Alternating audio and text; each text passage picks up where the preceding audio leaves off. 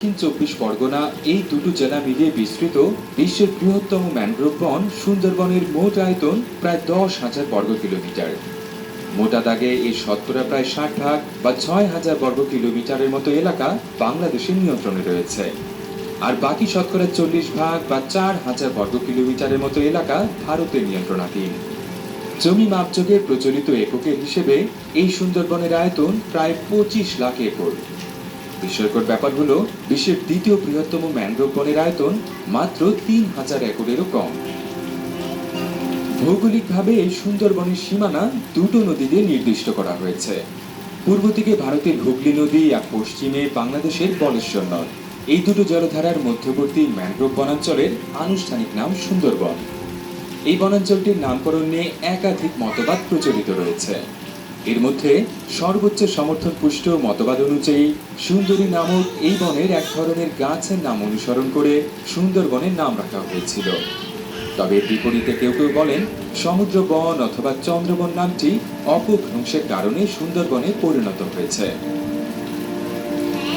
উত্তরের হিমালয় পর্বতমালা থেকে নেমে আসা গঙ্গা, ব্রহ্মপুত্র এবং মেঘনা এই তিনটি জলধারার মোহনা এই সুন্দরবন এলাকায় অবস্থিত।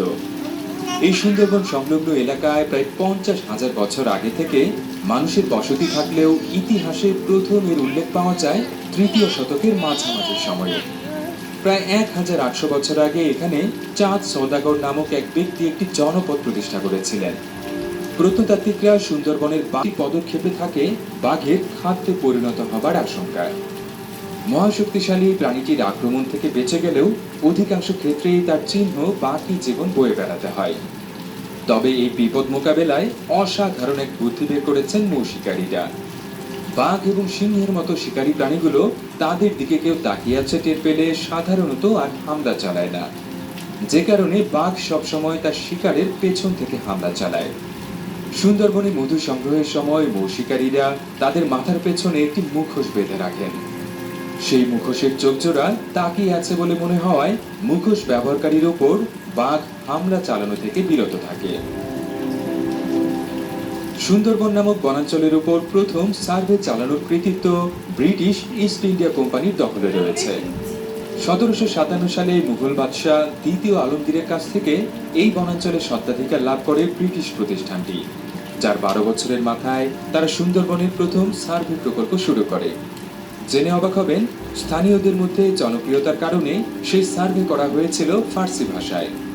এর ধারাবাহিকতায় 1860 সালে এই বনাঞ্চলটির রক্ষণাবেক্ষণের জন্য তৎকালীন ব্রিটিশ ইন্ডিয়ার বেঙ্গল প্রদেশে একটি বন বিভাগ চালু করা হয়।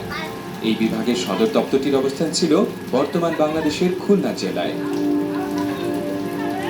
সুন্দরবনের জীববৈচিত্র্য নিয়ে কথা বলতে গেলে অবধারিতভাবে প্রথমেই কালো ডোরাকাটা রঙের জন্য বিশ্বখ্যাত। এই প্রজাতির পূর্ণবয়স্ক পুরুষ সদস্যদের নাক থেকে লেজের ডগা পর্যন্ত গড় দৈর্ঘ্য প্রায় 10 ফুট। তবে এর মধ্যে প্রাণীটির লেজের দৈর্ঘ্যই প্রায় 3 ফুটের মতো। এদের গড় ওজন 200 থেকে 250 কেজির মতো হয়ে থাকে। তবে এখন পর্যন্ত আবিষ্কৃত সবচেয়ে বড় বাঘটির ওজন ছিল পুরো 350 কেজি। প্রকৃতিতে এই প্রাণীগুলো নিভৃতচারী হয়ে থাকে। এরা বন্য শূকর, হরিণ এবং মহিষের মতো প্রাণী শিকারের মাধ্যমে জীবন ধারণ করে। বিজ্ঞানীদের ধারণা অনুযায়ী পুরো দক্ষিণ এশিয়ায় আনুমানিক 2,500-এর মতো রয়্যাল বেঙ্গল টাইগার রয়েছে। এর শতকরা 10 ভাগই সুন্দরবনে বসবাস করে।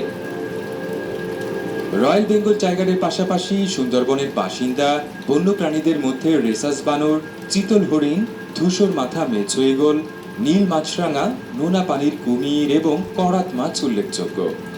এছাড়া ইরাবতী ডলফিন নামক এক প্রজাতির জলচর স্তন্যপায়ী প্রাণীও সুন্দরবনের মধ্য দিয়ে প্রবাহিত নদী নালায় বসবাস করে। তবে নদী দূষণের কারণে এদের অস্তিত্ব হুমকির মুখে পড়েছে। বাঘের মতো এই বনে বসবাসকারী অনিন্দ্য সুন্দর চিতল হরিণের অস্তিত্বও হুমকির মধ্যে রয়েছে। একসময় পুরো সুন্দরবনে কয়েক লাখ হরিণ ঘুরে বেড়ালেও বর্তমানে এই সংখ্যা কমে 30,000-এ নেমে এসেছে। আর এই বনাঞ্চল থেকে এরই মধ্যে বিলুপ্ত হয়ে যাওয়া প্রাণীর তালিকায় রয়েছে জাভান রাইনোসরাস নামক এক প্রজাতির শিংবিহীন গন্ডার। উদ্বেগের বিষয় হলো, বিভিন্ন কারণে সুন্দরবনের আয়তন ক্রমেই সংকুচিত হচ্ছে। 200 বছর আগেও ব্রিটিশদের পরিচালিত সার্ভে অনুযায়ী এই বনাঞ্চলের আয়তন ছিল প্রায় 17,000 বর্গ কিলোমিটার বা তেমনটা হলে সুন্দরবনের শতকরা 75 ভাগই হারিয়ে যাবে বলে জানিয়েছেন গবেষকরা। এছাড়া সুন্দরবনের মধ্য দিয়ে প্রবাহিত একাধিক জলধারা গুরুত্বপূর্ণ নৌপথ হিসেবে ব্যবহার করা হয়, যার ধারাবাহিকতায় পণ্যবাহী জাহাজগুলো দুর্ঘটনার মুখেও পড়ে। 2014 সালে এই বনের শেলা নদীতে সাউদার্ন স্টার 7 নামের একটি পণ্যবাহী জাহাজ ডুবে গিয়েছিল। দুর্ঘটনার সময় জাহাজটিতে 3.5 লাখ লিটারের বেশি ফার্নেস অয়েল ছিল। দুর্ঘটনার পর সেই জ্বালানি তেল প্রায় 350 বর্গ কিলোমিটার এলাকা জুড়ে ছড়িয়ে পড়ায় সুন্দরবনের জীববৈচিত্র্যের বিপুল ক্ষতি হয়েছে বলে ধারণা করা হয়। তবে আশা